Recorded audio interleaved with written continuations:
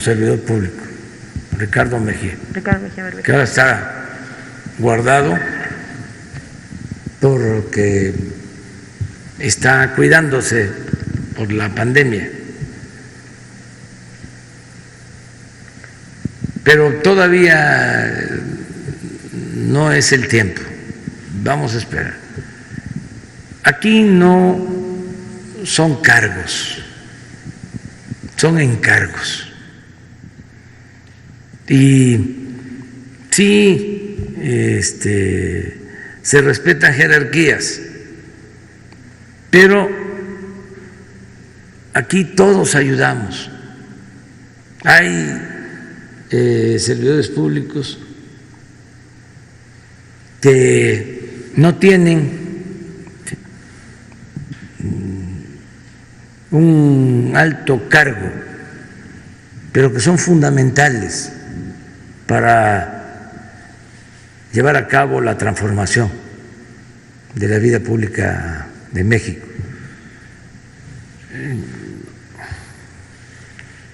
Ahí tiene una funcionaria pública, Leticia Ramírez. Ese es un ejemplo.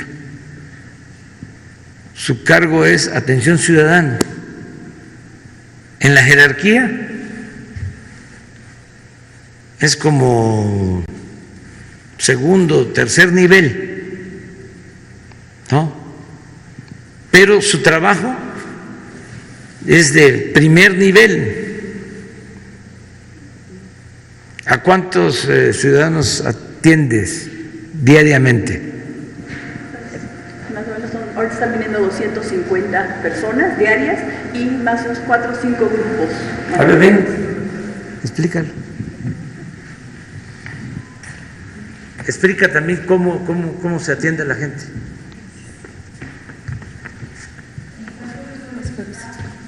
Bueno, sí. Claro, sí.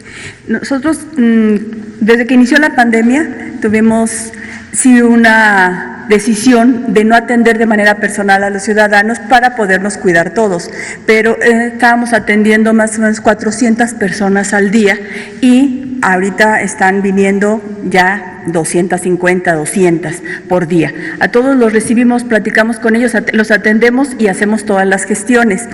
El asunto de los grupos se ha incrementado, son todas las personas que se organizan por diferentes demandas y vienen aquí a manifestarse. A todos los escuchamos. Hemos tenido sí una serie de dificultades durante la pandemia porque es muy complicado pedirle a la gente, guarda la sana distancia, háganse para allá, permítanme hablarles, hablar con el cubrebocas, platicando con ellos, tratando de entender cuáles son sus demandas. Nos ha costado mucho trabajo, ha sido una situación que hemos tenido que enfrentar, pero de todos modos los recibimos, los atendemos, hacemos todas las gestiones. Casi todos los grupos que vienen les conseguimos citas con las autoridades que tienen que resolver sus demandas el mismo día. Y las respuestas son diversas. Algunos son situaciones estatales, municipales o incluso federales y la respuesta no es inmediata. Entonces, lo que les pedimos es levanten su plantón, retírense de aquí, pero seguimos en el diálogo. Eso es lo más importante. En el caso de los grupos, nosotros privilegiamos el diálogo. Siempre la plática, siempre el respeto, respetar su derecho de manifestación y pedirles que nos permitan buscar soluciones. Debo aclarar que no todas las cosas que se plantean tienen solución. Hay algunas cosas que tienen mucho tiempo, que tienen una dinámica que ya tiene una solución en la que ellos no están de acuerdo, pero buscamos cómo podérselas explicar para que eso suceda. En otros de los casos, lo que ellos insisten es en quedarse aquí mientras encontramos la solución, y pues aquí los tenemos y nosotros seguimos buscando todas esas soluciones. Con las personas en lo individual, lo que estamos haciendo es, siempre se les da una respuesta.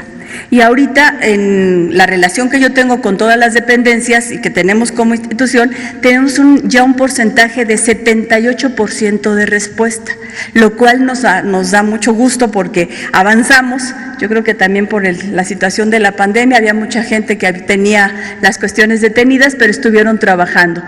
Insisto, no todas las respuestas son positivas, pero toda la gente tiene una respuesta de lo que está planteando. Y si me permiten, quisiera comentarles algo que ha sucedido en estos últimos tiempos, y es que ha habido muchas propuestas. O sea, la gente no solo viene a solicitar, a pedir que se le dé una respuesta a su demanda, sino que últimamente han llegado muchas ideas de cómo mejorar muchas cuestiones de estamos con usted, estamos trabajando, ya vimos lo que están haciendo, les falta esto, sugerencias. Esto nos ha estado llegando mucho últimamente, la gente está planteando cómo podemos seguir ayudando, que no se les olvide esto, que ya empezaron esto, pero acuérdense que todavía falta terminarlo, no está completo, siempre llamando la atención, y hemos avanzado en la relación con las dependencias de si nos están llamando la atención sobre un tema, hay que hacerles caso. Y entonces, ¿qué pasó con este asunto? ¿Qué pasó con cualquier otro? Esa es la dinámica con la que estamos trabajando, y hacemos además con muchísimo gusto, con mucha convicción y con mucha alegría. La verdad es muy satisfactorio servir. Gracias, presidente. Solo dos temas más. Uno, el asunto de la Corte, la decisión de la Corte para suspender este decreto federal que modifica pues las reglas para las nuevas plantas privadas generadoras de energías renovables, por un lado, y por otro lado la decisión de Iberdrola de decir que no va a invertir en el país hasta que no se tengan pues estas reglas claras. Sí, estamos en una revisión de todos estos ordenamientos legales, porque se abusó mucho. El propósito, para decirlo con claridad, era dejarle el mercado de los energéticos al sector privado, tanto nacional como extranjero. Y esto implicaba menguar, socavar, destruir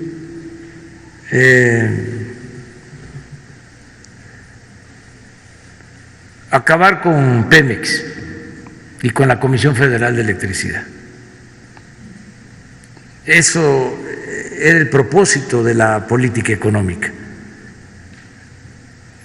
en el periodo neoliberal. Y nosotros no estamos de acuerdo con eso. Y no es nuevo. Lo planteamos durante años.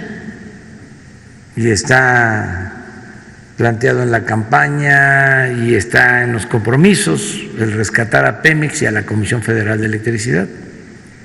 Entonces, antes no era esa la intención. La llamada reforma energética la hicieron para terminar de destruir a Pemex y a la Comisión Federal de Electricidad. Y ni siquiera pueden decir que pensando en la gente, porque en todo el periodo neoliberal y sobre todo a partir de que se aprobó la llamada reforma energética, se incrementaron los precios de las gasolinas, de la luz. No se benefició al pueblo. Entonces, ahora hay un cambio de política. Esto, desde luego, a los que sacaban provecho, en el caso de Iberdrola,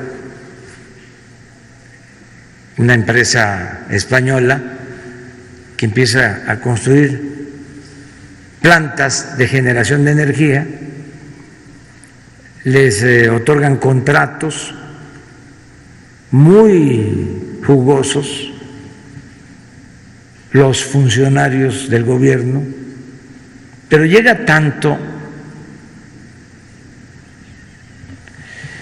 el arreglo, la asociación entre particulares y funcionarios, que en esta empresa trabajan quienes eran funcionarios cuando se les entregaron esos contratos. La secretaria de Energía del Gobierno de México pasó a ser funcionaria de Iberdrola. Pero ya en el extremo del descaro, el expresidente Calderón fue nombrado consejero de Iberdrola. Entonces, yo entiendo que con la nueva política de rescate a la Comisión Federal de Electricidad y a Pemex, pues no estén conformes, pero nosotros no vamos a ceder en este asunto, porque tenemos que defender el interés público, tenemos que defender el interés del pueblo, de la nación. A nosotros no nos interesan los negocios privados, nos interesan los negocios públicos. O para no ser tan tajante, los únicos negocios a los que se les debe de dar toda la atención es a los negocios públicos, porque nosotros somos servidores públicos. El gobierno no es un comité al servicio de grupos privados, particulares, de corporaciones, de bancos, de empresas. El gobierno está al servicio del pueblo, de todos los mexicanos. Entonces, ellos no aceptan esta nueva política y por eso pues tenemos protestas y por eso El País, este periódico español, ¿no?, que defiende a estas empresas, nos ataca un día sí y el otro también, pero ahora sí que hasta les ofrecemos disculpa por lo que estamos haciendo. Ojalá y algún día nos comprendan, pero nosotros no podemos traicionar al pueblo de México. Yo no le puedo fallar al pueblo de México. Pero con la gente votó por un cambio, por una transformación. Pero con la suspensión de este decreto, ¿cuál sería el plan? Vamos a ver si no hay otra instancia y para defender el interés público, si es necesario, propondría en su momento, lo he dicho, una reforma constitucional para que prevalezca el dominio de la nación sobre los recursos naturales y para que el interés general, el interés del pueblo, esté por encima de intereses personales o de grupos, por legítimos que sean. Entonces, somos distintos, ya no queremos la política neoliberal. Me gustaría hasta que se difundiera un documento que acaba de dar a conocer el Papa Francisco, una condena al neoliberalismo. ¿Cómo es la política neoliberal contraria al humanismo?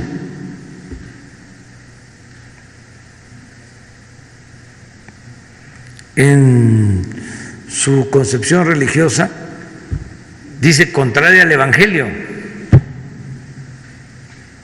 porque es lucro,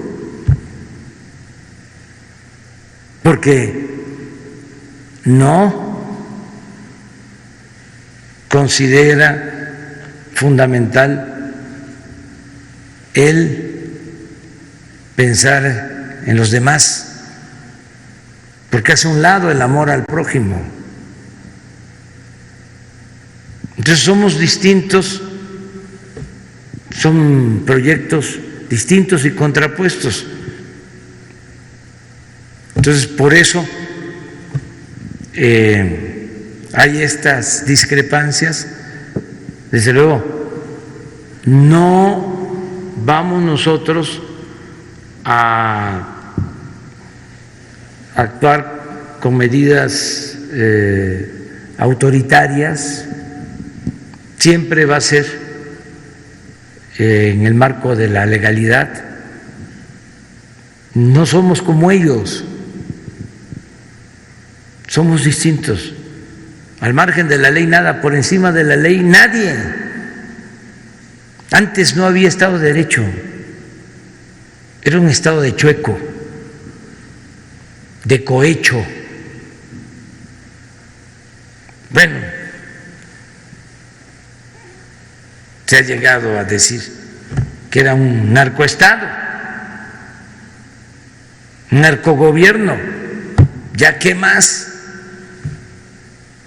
Yo lo único que quiero es que no solo se piense en la delincuencia organizada, que se piense también en la delincuencia de cuello blanco, porque se dedicaban a saquear y ni siquiera perdían su respetabilidad.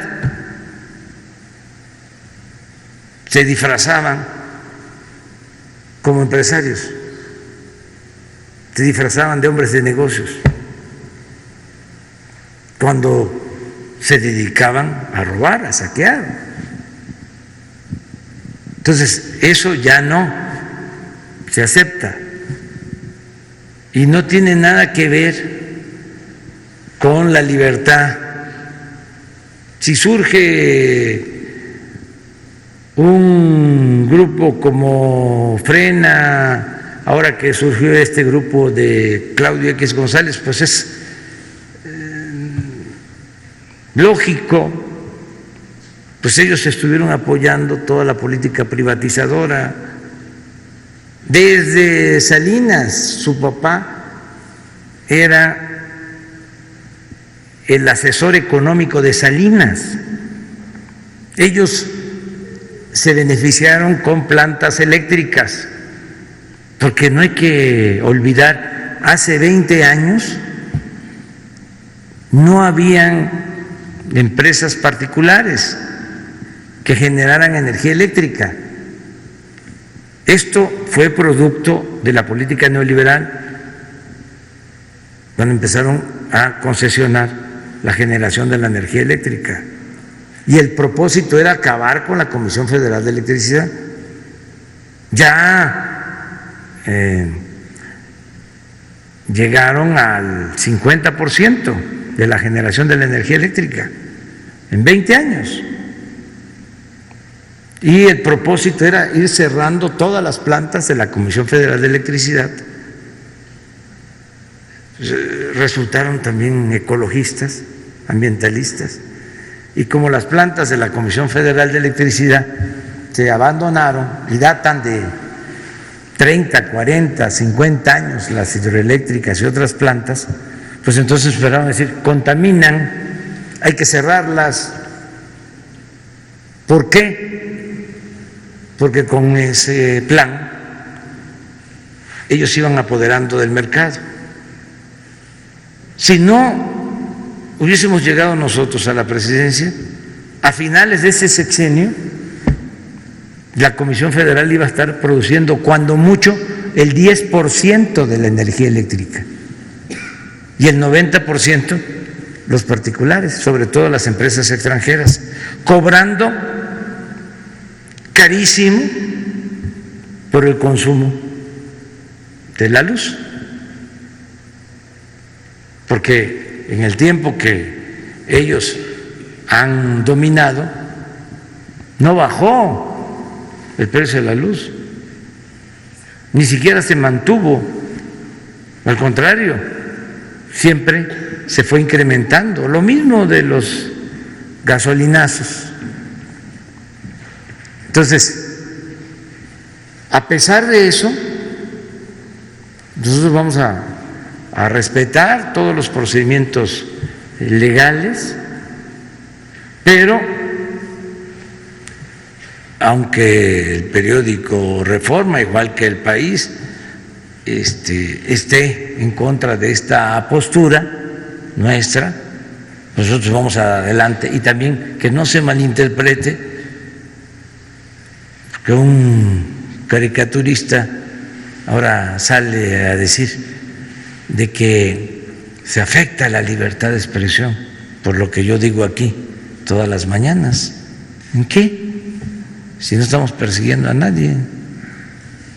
¿O qué no vamos a ejercer nuestra libertad? ¿Nos vamos a quedar callados? Tenemos que hablar, todos tenemos derecho a hablar. Gracias, presidente. Hablaba también de cuestiones de abusos y se hablaba también del asunto de la privatización de zonas costeras, pero también más bien lo que, bueno, pues vemos en cuanto a abusos también en este tipo de zonas, por ejemplo, en venta de terrenos de Fonatur, donde, bueno, pues se vendían terrenos metro cuadrado en 70 pesos cuando costaba 8,000. Sabemos que Fonatur está haciendo una auditoría de la venta de estos terrenos que han calificado como un asalto en despoblado, que ha sido una serie de abusos y están de la mano con la función pública. Preguntar si estas auditorías apuntan a exdirectores de Fonatur, a empresarios, se aplicarían las sanciones y si buscarían recuperar estos terrenos que se vendieron de una forma pues irregular. Pues vamos a revisar el asunto. Nos llevaría mucho tiempo también, ¿eh? Es que todo está así.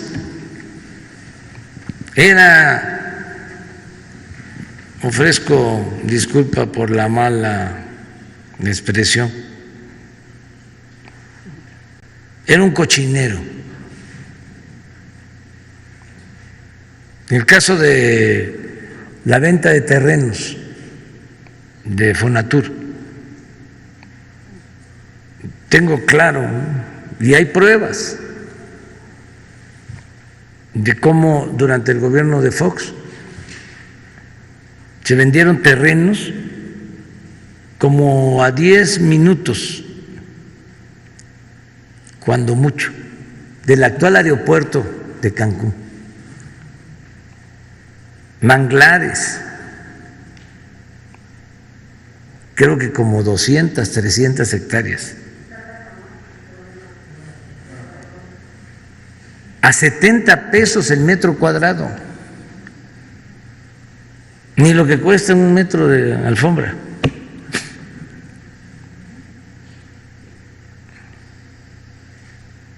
Ahí está eso. Lo otro, lo de la compra del terreno al finado Toledo Corro, en Nayarit, un rancho de como 2,000 hectáreas. Creo que $120 millones. No sé si pudieran el terreno o el mapa, nada más para que tengamos una idea de lo que hacían. Esto fue en el gobierno de Calderón, donde hubo más venta de terrenos, así, de ganga, de remate. Van a ver, porque esto no, pero me gustaría, si no tienen un mapa sobre la zona costera, sí, Sinaloa y Nayarit, para que yo les explique, a ver si se puede.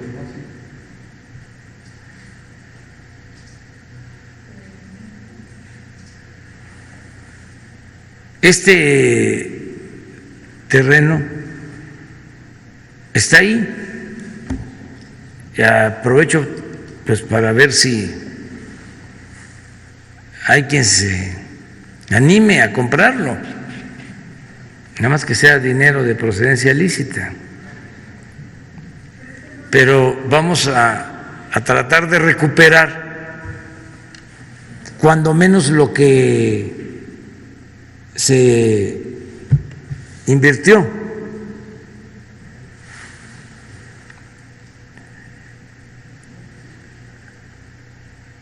Es en los, aquí sí, en los límites de...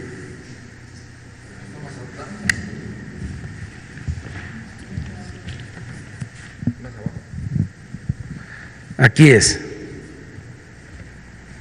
Aquí compraron el terreno.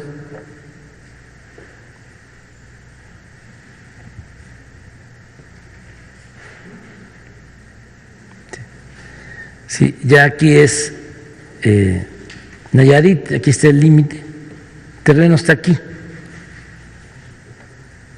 El rancho.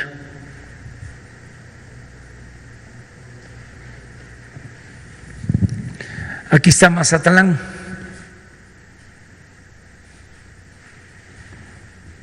Y aquí está el aeropuerto. Este es Villa Unión y aquí está el aeropuerto. Y este es Mazatlán. Bueno, si el aeropuerto está aquí y Mazatlán ahora tiene mucho auge turístico, ahora por la pandemia se detuvo, pero está llegando mucha gente porque se hizo el camino hacia Durango, la carretera, y llegan incluso cruceros aquí a Mazatlán.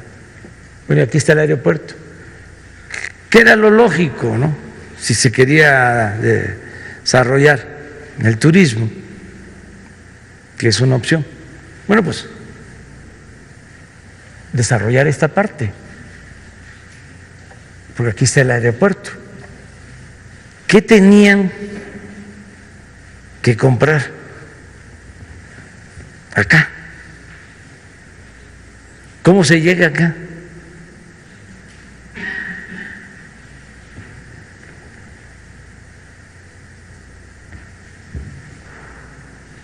Aquí hay una base aérea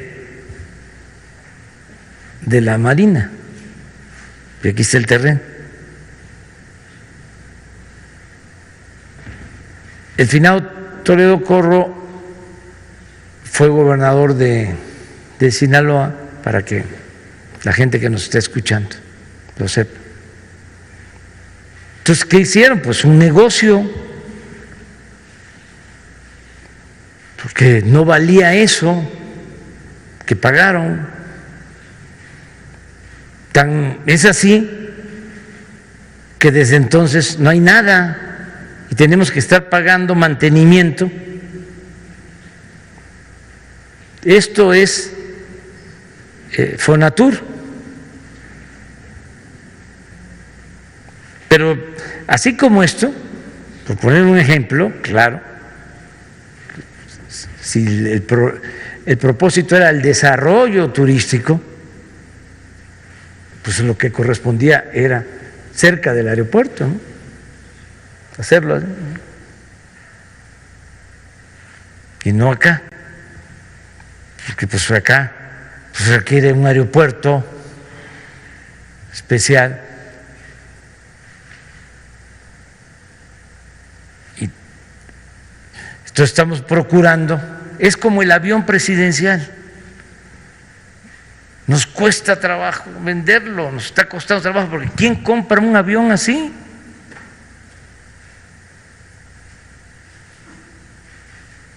Pues solo quienes tienen esta mentalidad faraónica.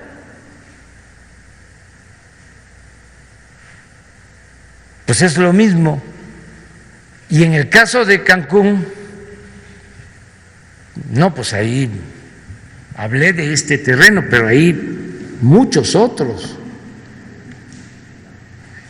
Y en todos lados. por eso lo importante de lo de las playas. La otra cuestión que estamos revisando es la de los tribunales agrarios. Resulta que todo esto es propiedad social, o era propiedad social, era de ejidos, eran tierras comunales, incluso tierras nacionales. Entonces se apropiaron de las instituciones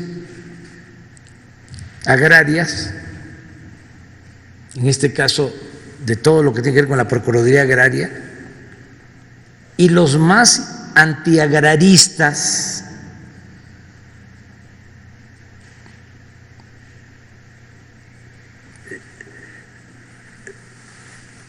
empezaron a apoderarse de estos tribunales. Les hablo de el conservadurismo más rancio. Tienen los tribunales agrarios para legalizar los despojos a tierras ejidales, comunales, a tierras nacionales. Tengo que proponer a nuevos magistrados para los tribunales agrarios y no quería yo hacerlo porque tengo que nombrar tribunales administrativos. Imagínense todos los aparatos burocráticos que se crearon, que no están al servicio del pueblo, que no defienden el interés general. Entonces, en mi lógica de austeridad, voy a dejar eso ahí, son como 100 nombramientos, porque nos ahorramos ese dinero y no pasa nada. Nos ahorramos porque son sueldos elevados. Pero luego alguien me aclaró, es que no está el titular, pero entra el suplente y siguen haciendo lo mismo. Entonces ahora los voy a proponer a los tribunales, porque estaban en manos de estos órganos de puro mercader, manejado por abogados, esos especialistas en el tráfico de influencia. Porque estamos hablando de playas, ¿no? Estamos hablando de terrenos que valen muchísimo dinero y se los fueron apropiando. Vamos a ver legalmente si no han prescrito estos casos y lo más importante de todo es no repetir esa política. Por eso cuando todos estos grupos conservadores que han estado apoyando la corrupción se inconforman y dicen hay que regresar a lo de antes, pues es regresar a la corrupción. Ayer estaba yo viendo de que estos del sí, no sé si, a ver si en las redes sociales está, es pura coincidencia, seguramente, pero van a ver ¿cómo le llaman? El logotipo. De pura coincidencia. Este es Claudio X González, hijo, que se lanzó en contra de los maestros de Oaxaca, los acusaba de lavado de dinero, porque esa es una característica de todos estos personajes, son de doble discurso, de doble moral.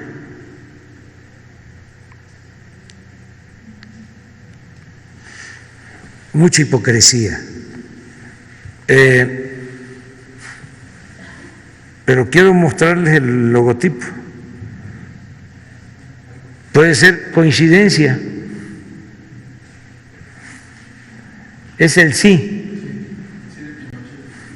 Es el sí parecido al sí que utilizó Pinochet.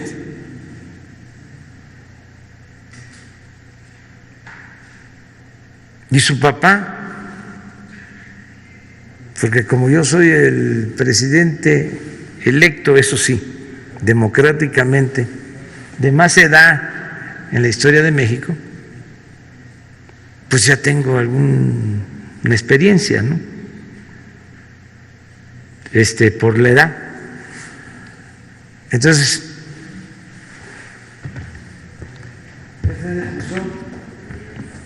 Pinochet.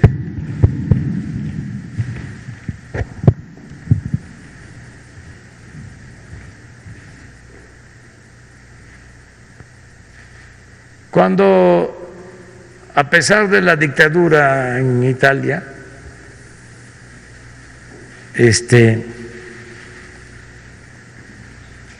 se le consultó a la gente, ¿no?, si querían que continuara el régimen militar o se optaba por la democracia después del golpe al presidente Salvador Allende. Y ese era. Y ahora el de Claudio es este. Después puede ser coincidencia, pero fíjense que en el 2006, cuando nos robaron la presidencia, el papá, por eso le hablo de que, como ya llevamos tiempo en esto, declaró que no querían hacer, si ganábamos, o que no querían verse en la necesidad de aplicar una política como la que se impuso en Chile en el 73, con el derrocamiento del presidente Allende. Lo declaró.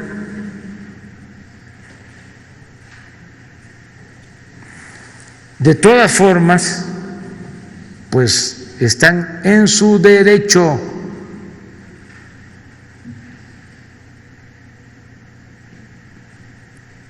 Pero somos distintos, somos diferentes. Una más.